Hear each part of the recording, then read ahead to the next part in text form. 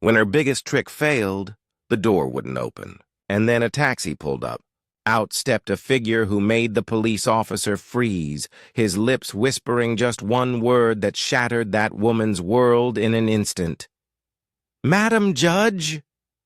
And that was the exact moment everything turned upside down. The story begins with Jim. By every account, Jim was the kind of man you wanted as a neighbor. He was steady, reliable, and the kind of person who always kept his word. By trade, he was an insurance adjuster, spending his weekdays analyzing claims, poring over details, and making sure policies lined up with reality.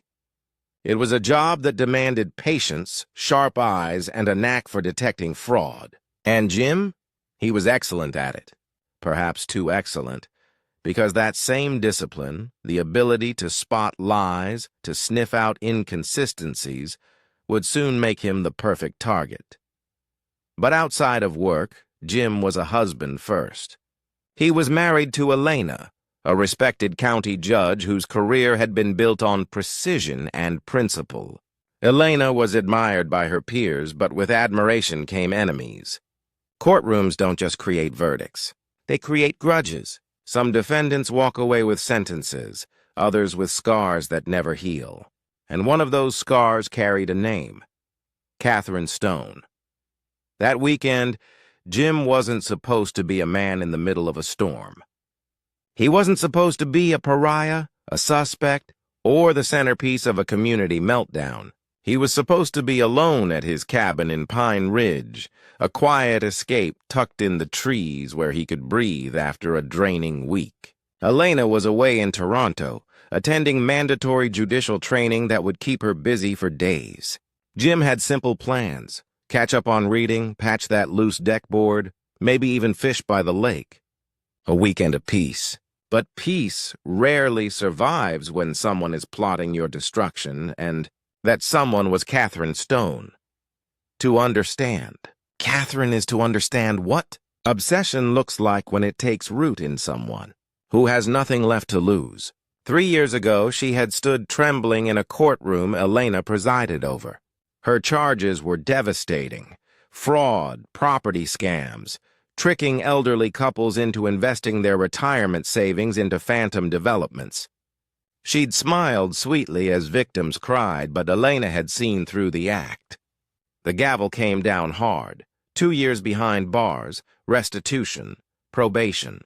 Catherine had walked into that courtroom thinking she was smarter than the system. She walked out branded a convict, but prison hadn't broken her. It had sharpened her. Every sleepless night in her cell, she replayed that trial in her head. Every bar across the window was another reminder of Judge Elena's face, her steady tone, her unflinching decision. Catherine didn't just want freedom.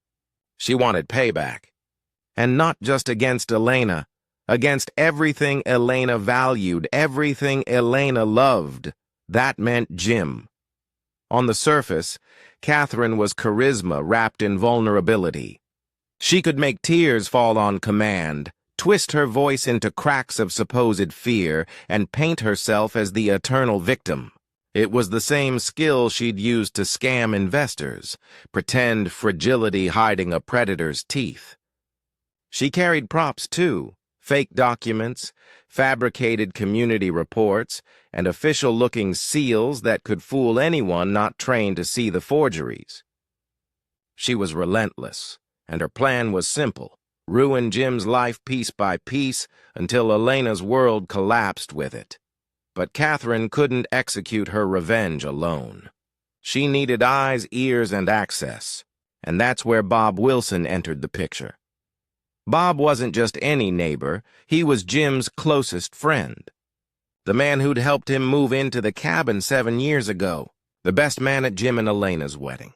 The guy who'd shared beers on summer evenings, who'd trusted Jim with his kids, who'd been there through birthdays, barbecues, and late-night emergencies.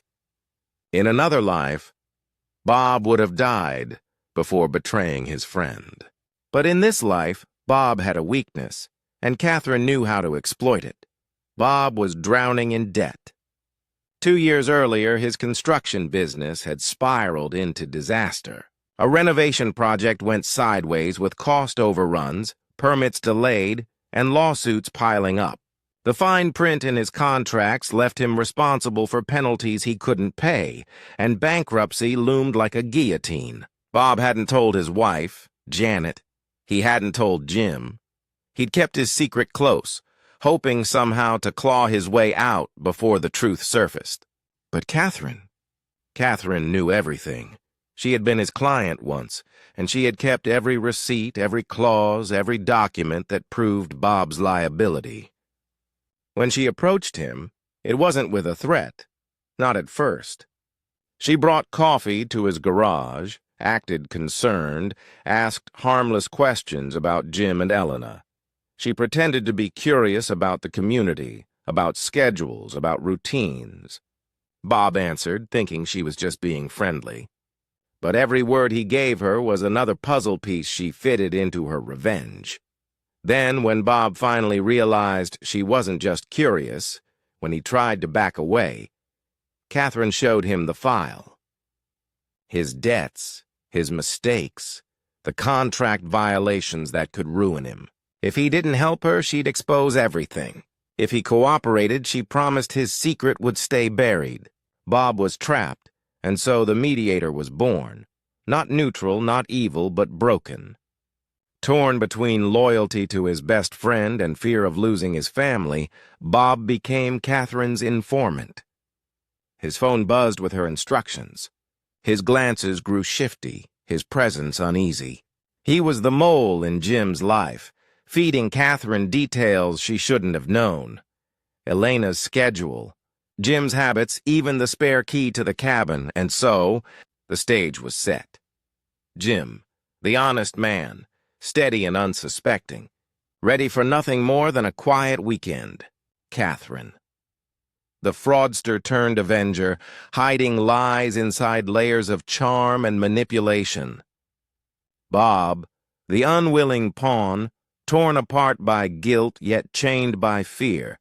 Each of them carried a role, a purpose in a story that would spiral into chaos.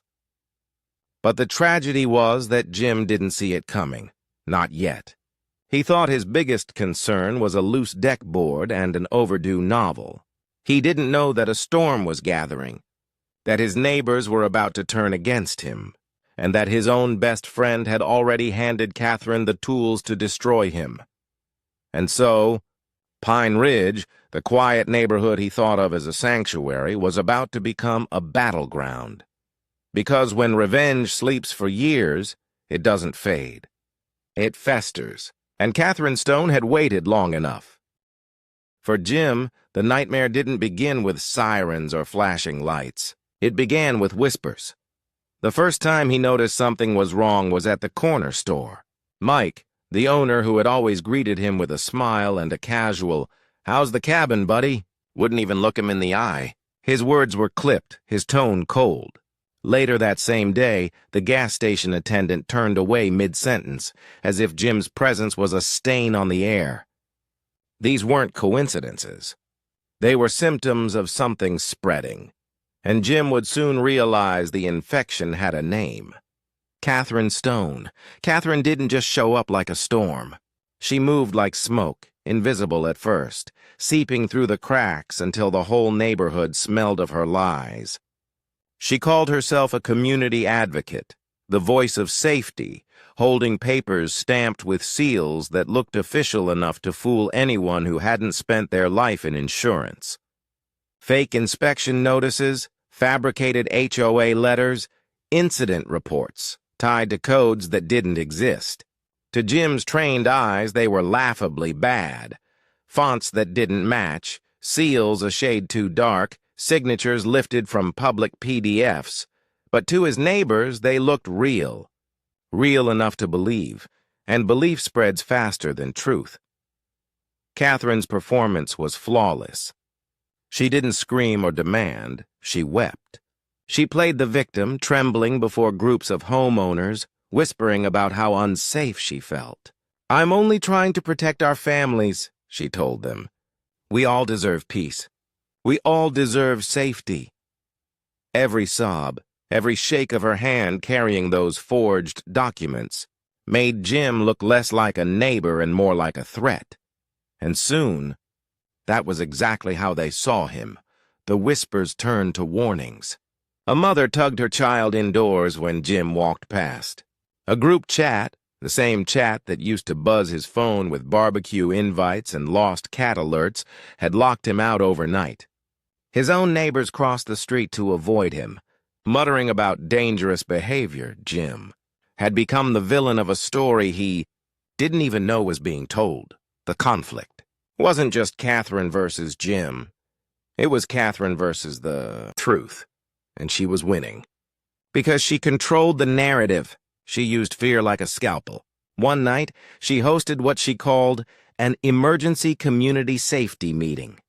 She came armed with a PowerPoint presentation, grainy screenshots of supposed late-night messages Jim had never sent, and edited clips that made harmless conversations look like arguments. People gasped. People nodded. And people believed. For Catherine, this wasn't just about revenge. It was about theater. And Jim? He was the unwilling star of her show. The power imbalance was staggering. Jim was just one man, with no authority, no organization, no platform. Catherine had convinced dozens of residents, rallied their emotions, and cloaked herself in the authority of a fake HOA that no one questioned until it was too late. It was the classic formula. One ordinary man against a system designed to crush him. Bob Wilson, his best friend, stood at the edge of those gatherings, avoiding Jim's eyes. Bob had always been the joker, the guy who lightened tension with a laugh. Now his silence was heavy. His phone buzzed during meetings, and every buzz seemed to drain more color from his face. Jim wanted to confront him, to shake him, and demand the truth. But he couldn't bring himself to believe it. Not yet. Not that Bob, his best man, his brother in all but blood, was playing both sides. Catherine pushed harder. Official-looking violation fines arrived at Jim's cabin, $4,500 in community penalties. Environmental inspections for imaginary hazards. Property tax reassessments that jumped his cabin's value by hundreds of thousands. Every paper carried the illusion of legitimacy, enough to fool a neighbor, enough to make Jim look guilty. His training in fraud detection told him the truth, but what good was that if no one believed him? This was psychological warfare. Jim began to realize he wasn't just fighting Catherine. He was fighting an entire neighborhood armed with her lies. And the scariest part? It wasn't just the fake documents that trapped Jim. It was the people he trusted most, who were about to turn their backs on him when he needed them the most. And wait until you hear what his best friend did next. The deeper the conflict went, the more isolated Jim became. Saturday morning, he discovered Catherine had launched an online group, Pine Ridge Community Watch. Within hours, neighbors were posting his daily schedule, pictures of his cabin, sightings of supposed suspicious behavior. Jim scrolled through the feed in horror. These were his friends, the people who'd borrowed his hedge trimmer, who'd eaten at his table, now labeling him a danger.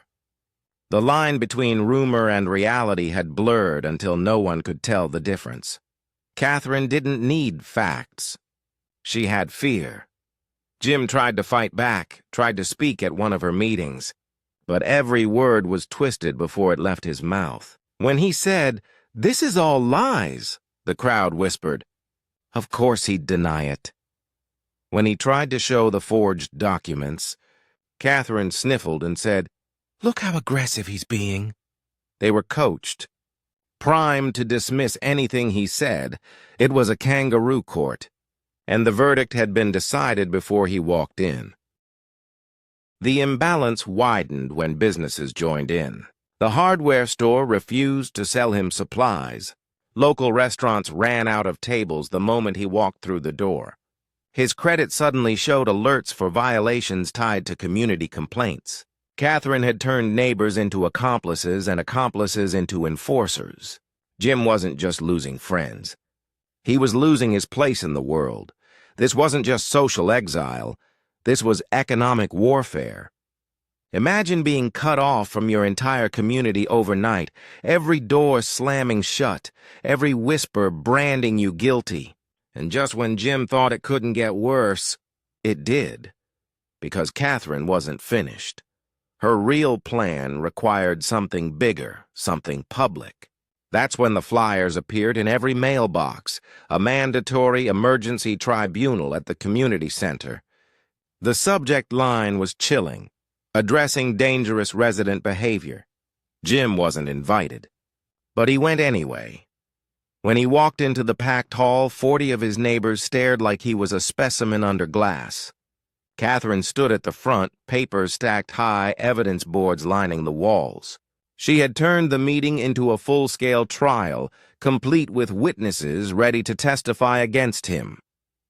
Every phrase dripped with coded language, not explicitly hateful, but sharp enough to divide to suggest Jim wasn't one of them, that he threatened their way of life. And when Bob Wilson, his best friend, stood up and repeated Catherine's narrative, Jim's heart broke. Bob's voice shook, his words cracked, but he still confirmed her lies. It was the betrayal that cut deeper than any forged document. The resolution passed, 32 votes to 3. They condemned him, officially branding him a danger to their neighborhood.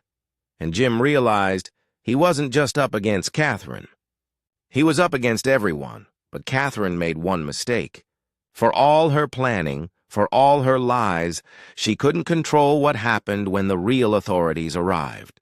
And when that officer whispered just one word, her empire began to collapse. It all started on a Friday evening.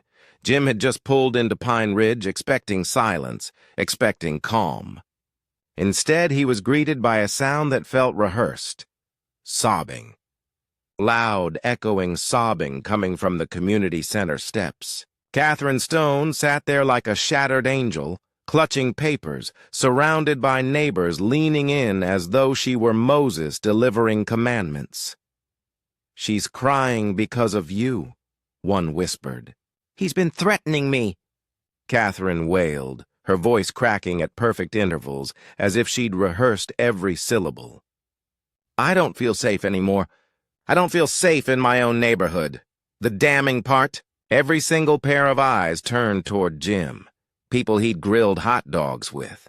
People who'd borrowed his hedge trimmer.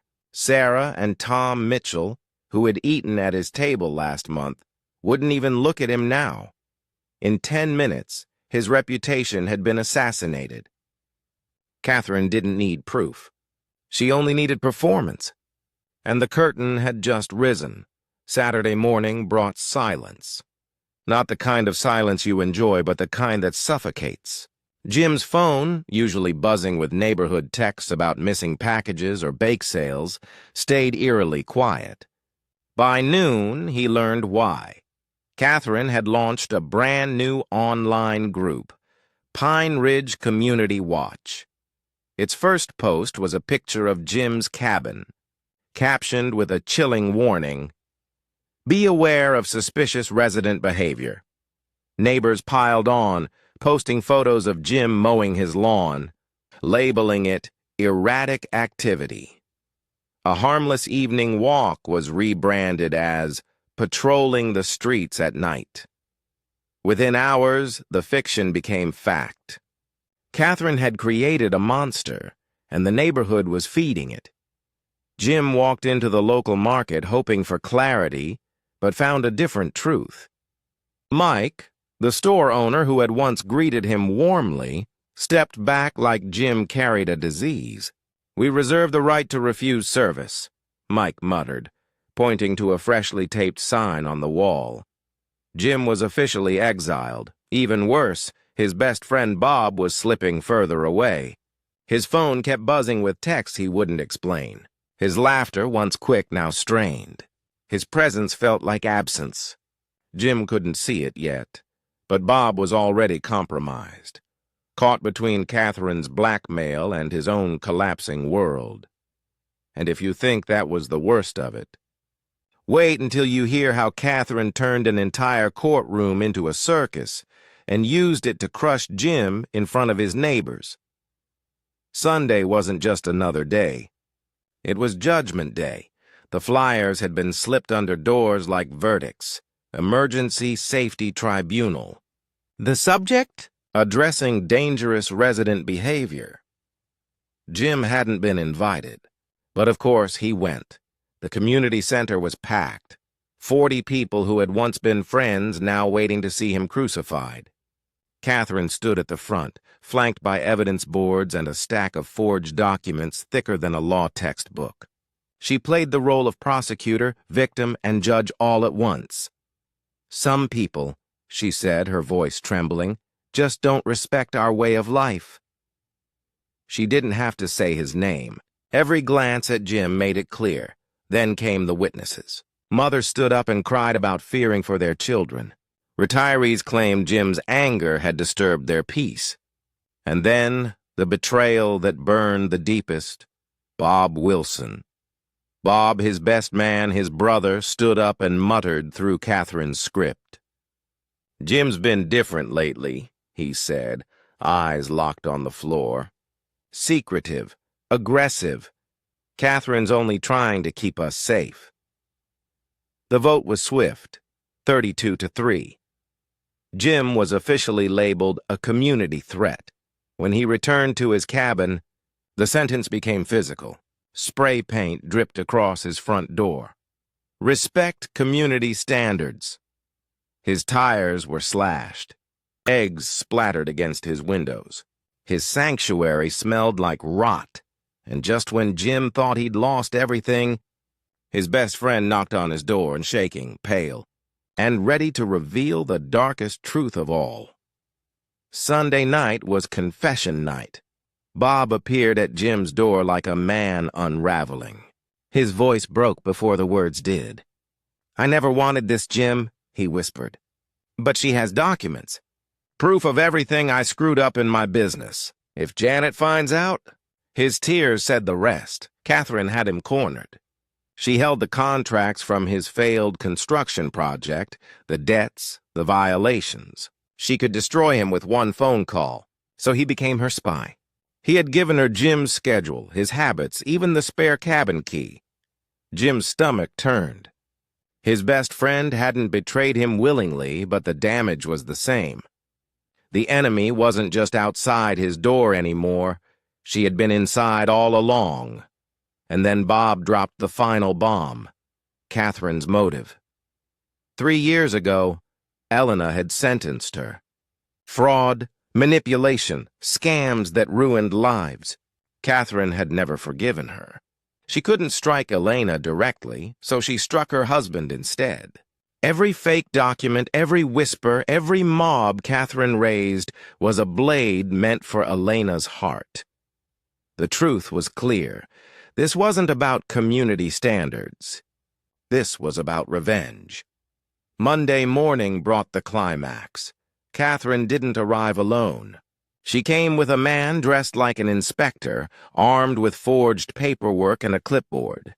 Together they stood on Jim's porch as if they owned it. Catherine's voice was calm, smug. "Sign the deed," she said, holding out property transfer papers. $20,000 and this all goes away. Refuse. And Monday morning's plan begins. Behind her, neighbors gathered like an audience, some even filming. To them, it looked like an official county inspection. To Jim, it looked like the end. The inspector tried jargon that sounded technical but rang hollow. Catherine waved documents stamped with fake seals. And when the spare key Bob had given her failed to open the door, Catherine's mask cracked. Sweat dripped, her hands shook, and for the first time, the crowd began to murmur. "Why can't the inspector open?" And then, the taxi stopped. The door opened. Out stepped a woman whose very presence shifted the air. Black suit, county badge clipped to her lapel, leather briefcase in her hand. She didn't just walk. She commanded. Every step landed with quiet authority, the kind you don't learn, the kind that radiates from a lifetime of judgment, from years of wielding the gavel that decides freedom or prison. The crowd went silent. The young officer, Smith, froze mid-sentence. His clipboard nearly slipped from his hands. He blinked, swallowed, and then his voice broke the silence. "County Judge Martinez." The effect was nuclear. Catherine's breath hitched like someone had shoved ice into her lungs. Her lips parted, but no sound came. Because in her mind, this wasn't possible. Elena Martinez, the judge who had sentenced her 3 years ago, was supposed to be trapped in Toronto. A judicial training conference had been Catherine's safety net, the one guarantee that her enemy would be out of reach while she unleashed her vengeance. But that safety net had just snapped. Elena was home. And she had arrived right on time. The transformation in the crowd was instantaneous. Neighbors who had sneered at Jim now shrank back, realizing who they had been targeting. Parents clutched their children closer. Sarah Mitchell's mouth fell open, dentures nearly slipping out as her gaze darted between Catherine and Elena like she was watching fire-consume dry grass. Tom Mitchell muttered something under his breath and physically stepped away from Catherine, as if her lies might be contagious.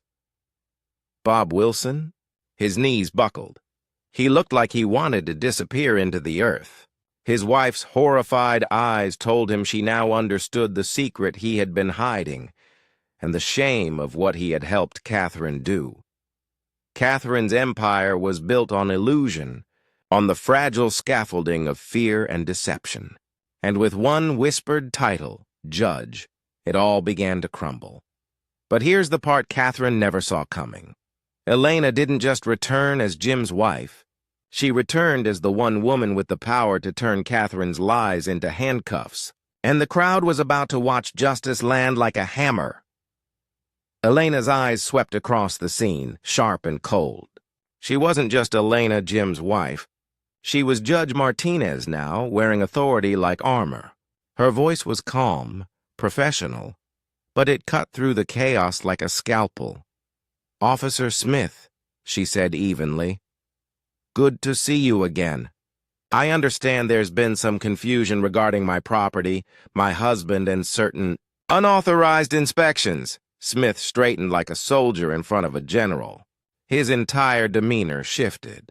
No longer managing a neighborhood squabble, but addressing a county judge he clearly recognized from the courthouse. "Yes, Your Honor," he stammered. "I was just reviewing the documents. They don't seem to align with county records." "They don't," Elena interrupted, snapping open her briefcase. She produced her own official files, neatly stamped, irrefutably real. "This is coordinated harassment of a judicial family during official business. That qualifies as conspiracy under county statute. I'll need this scene documented immediately." The murmurs from the crowd turned into gasps. They weren't just gossiping neighbors anymore. They were potential witnesses in a criminal case, and the realization rippled through them like shockwaves. Catherine's carefully built story, that she was a victim, that Jim was dangerous, evaporated under the weight of Elena's presence. Catherine tried to speak, her voice cracking. This is a conflict of interest." "You can't be objective. This is personal. Judges can't interfere in neighborhood disputes." Elena's response was colder than winter. "You're right, Ms. Stone. I won't be handling your case." She paused, letting the silence tighten around Catherine's throat. "Other people will." And then she dropped the file that shattered the last of Catherine's facade. It wasn't just any file. It was Catherine's conviction record, fraud, property scams, 2 years behind bars, probation conditions she had violated the moment she set foot in Pine Ridge. The crowd gasped like they'd been doused in ice water. Catherine's victim mask cracked into raw fury. She turned on Jim, shrieking, "Your husband was weak! I broke him! I turned this neighborhood against him in 3 days." Her voice shook with rage, no longer the trembling victim but the predator exposed. "And you," she pointed at Elena, spitting venom, "you ruined my life! I'll ruin yours." But her words no longer carried power. They carried proof. Proof that she wasn't a victim at all, but the mastermind of a targeted campaign. Elena remained calm, unmoved. "Officer Smith, what you just heard was a confession to conspiracy and harassment while under probation. Contact her supervising officer." "We're done here," Smith's radio crackled. "Dispatch confirmed. Catherine Stone, probationer, interstate travel violations, unauthorized contact with a judicial family. Detective units en route." The color drained from Catherine's face. The crowd that once cheered her now backed away as though she were radioactive. Her empire of fear had collapsed into a pit of silence, and here's where it gets brutal. The same neighbors who had worshipped Catherine for days turned on her in minutes. Because once they realized they'd been tricked into harassing a judge's family, their fear of Catherine turned into fear of prison. One by one, neighbors tried to undo their complicity. Sarah Mitchell stammered apologies. "We didn't know. We didn't understand. We were deceived." Parents whispered frantic excuses about being manipulated. Store owners promised restitution, discounts, anything to erase the guilt of their boycott, but it was too late. Their shame was public, and Bob, poor broken Bob, collapsed in front of Elena. "I didn't know she was a judge," he sobbed. "I thought she was just a property lawyer. She blackmailed me. I swear I never wanted this." His wife's horrified expression said enough. Their marriage, like Catherine's scheme, was in ashes. For Jim, it was surreal. In 4 days, he had gone from neighbor to pariah to vindicated husband of a county judge. His world had been torn apart, and now it was snapping back together, piece by jagged piece. Catherine? She wasn't finished screaming. Even as officers moved to cuff her, she thrashed, spitting legal jargon twisted into nonsense. "This is discrimination." The handcuffs clicked like the final punctuation on a 4-day sentence of fear.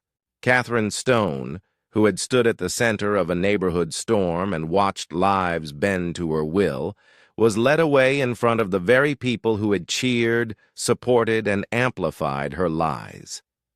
The crowd that had once chanted about community safety now watched, mouths open, as the woman they'd crowned as protector became the defendant in a criminal script she had written herself. It was a strange kind of theater. Only this time the applause was gone and a cold silence settled over the community center lawn. Cameras that had filmed Jim's downfall now filmed Catherine's arrest. Neighbors who had posted warnings and shared screenshots were suddenly witnesses to their own gullibility. The evidence pile that had once been waved like a banner of proof had turned into rope around Catherine's own neck.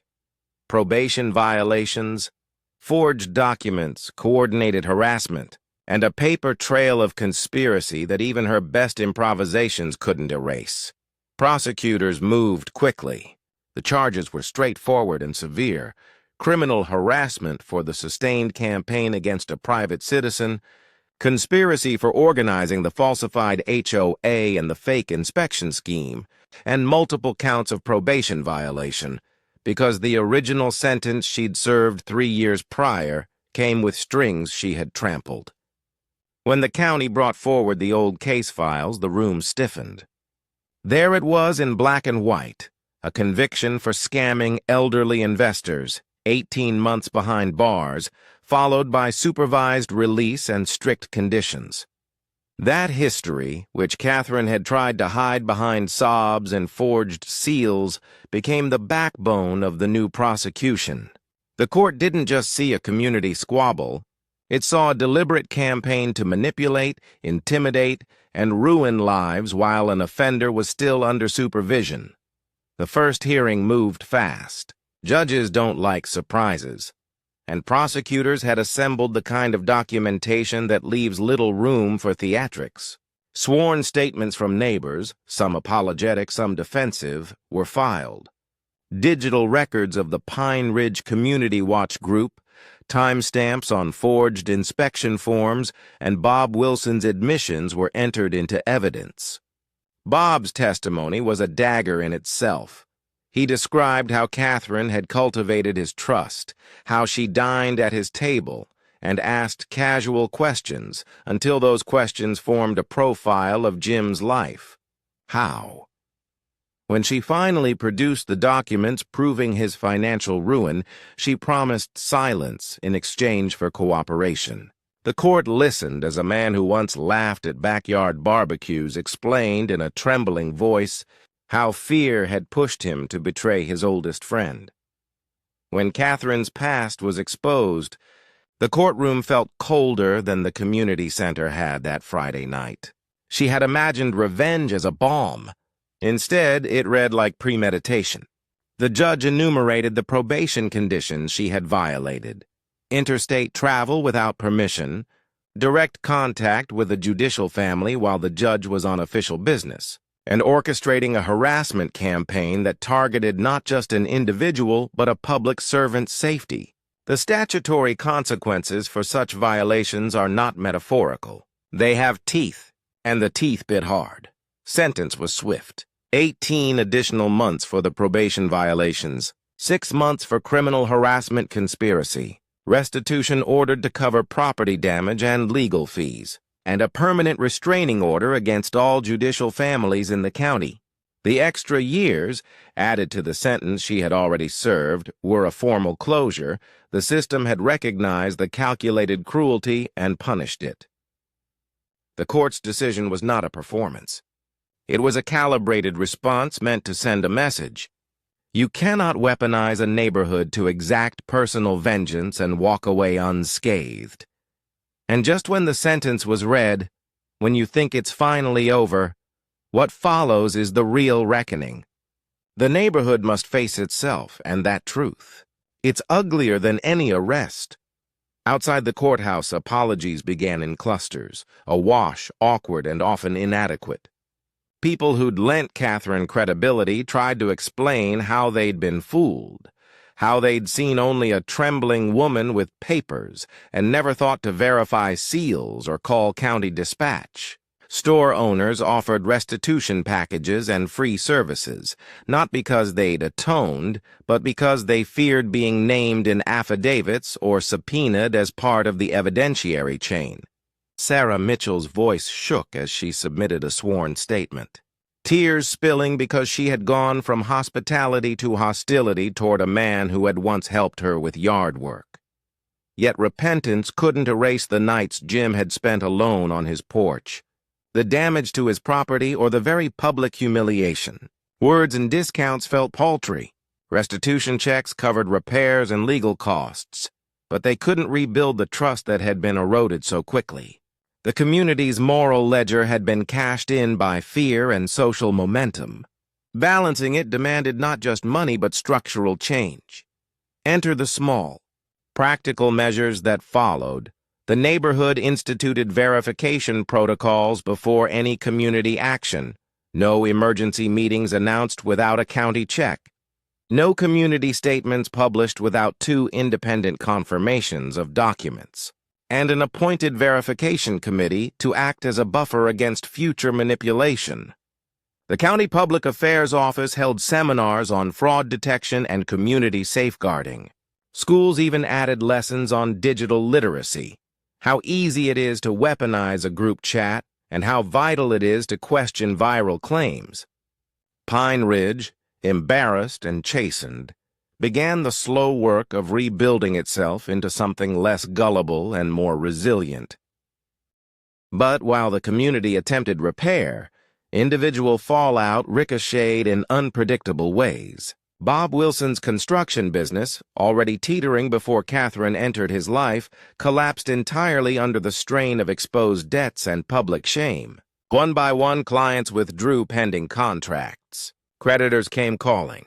The secrecy he'd guarded, hoping to avoid his wife's judgment, was now exploded in public testimony. Janet, his wife, faced the reality of loans she'd been unaware of, signature lines that carried obligations he had never disclosed. The marriage, already frayed, snapped. She left with their children, bags in hand and eyes dry with a verdict of her own. She could not trust the man who had lied to keep them afloat. Bob's fall was tragic because it was preventable, a human casualty of blackmail and fear. He moved away months later, taking a job far from town and, in some ways, starting over. In quiet interviews afterwards, he spoke about shame and the slow path toward forgiveness. He worked for years trying to mend what he could, volunteering in debtor counseling and speaking to small groups about the dangers of secrecy. But for Jim, forgiveness was complicated. Empathy didn't cancel the betrayal. The friendship that had been a foundation was reduced to an asterisk in their shared history. Catherine's sentence produced a different kind of closure. In prison, she faced the long, slow walls of consequence. Therapy and mandated programs were part of her path. Victim impact sessions, restitution schedules, and supervised re-entry plans. For some victims of scammers, rehabilitation is a pipe dream. For others, it's a necessary reality. Catherine's attempts at contrition, letters and perfunctory apologies, were received with skepticism. Many believed her remorse was strategic, another way to manipulate the system to her advantage. Others hoped she might, at last, begin to understand the ripples of harm she had created. The legal aftermath also included subpoenas for multiple neighbors who had testified in the kangaroo court. Some were compelled to give sworn statements about how they'd been persuaded. Others were called in for depositions. There was no pleasure in this. The process forced citizens to look at themselves under oath, to confront the ease with which a community can be turned into a weapon. It was awkward, humbling, and necessary.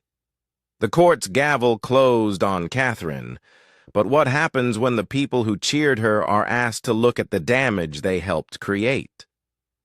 The next chapter is less about punishment and more about repair, and it's messy. Through the months that followed, the county launched a small investigatory unit to study manipulation campaigns like Catherine's. The findings were sobering. Networks of fear move faster than truth, and the most vulnerable communities are those with close social ties that substitute for verification. Pine Ridge became a case study. Its citizens were interviewed for training modules on verification protocol. Its story folded into a curriculum for neighborhood watch coordinators and local officials. The painful public unmasking turned into material for public education. For Jim, the arc of justice was complicated by private scars. Restoration funds paid for fixed doors and new cameras. Legal fees were reimbursed. The property was repaired. But the emotional ledger, trust lost, suspicion seeded, proved harder to remedy. He and Elena began attending community forums together, not as a show of power, but as a way to help neighbors understand the consequences of blind belief. Elena spoke about judicial safety and the human cost of targeted harassment. Jim spoke about how quickly ordinary life could be weaponized. Their voices were steady, informed by what they had lived through. They accepted apologies, but they also insisted on accountability. The final, blunt lesson settled in quietly over time. Revenge never wins. Catherine's campaign had destroyed her own freedom and cost others their relationships, livelihoods, and peace. The community lost its innocence and gained, at a painful price, a new skepticism. Bob lost his business and, for a while, his family. Jim lost weeks of calm and gained a vigilance that would not leave him. The neighborhood lost complacency, and after reckonings and reforms, it gained resilience. Catherine was punished, but her arrest only started the healing. In the next section, you'll see how the community rebuilt itself, and how a single act of courage changed Pine Ridge forever. And so the courtroom's decision reverberated outward. The gavel may have been the loudest sound that day, but the quiet aftershocks, the apologies, the policy changes, the broken friendships and small restorations were the real measure of justice. Punishment had been delivered. Karma had its day. What remained was work, to teach a community how not to be fooled again and to help the people who had been harmed to reclaim their lives. The gavel had fallen. Catherine Stone was gone, this time for longer, this time with no illusions left to hide behind. Pine Ridge was quieter, emptier, and heavier. For Jim, the nightmare was over. But the echoes remained. The spray paint had been scrubbed from his cabin door. The slashed tires had been replaced. Neighbors stopped averting their eyes when he passed, and some even dropped by with casseroles, awkward apologies wrapped in foil. But forgiveness was not so easily baked into a pie. For 4 days, an honest man had been turned into a monster, not because he had changed, but because fear is contagious and lies are louder than truth. His story was no longer just his own.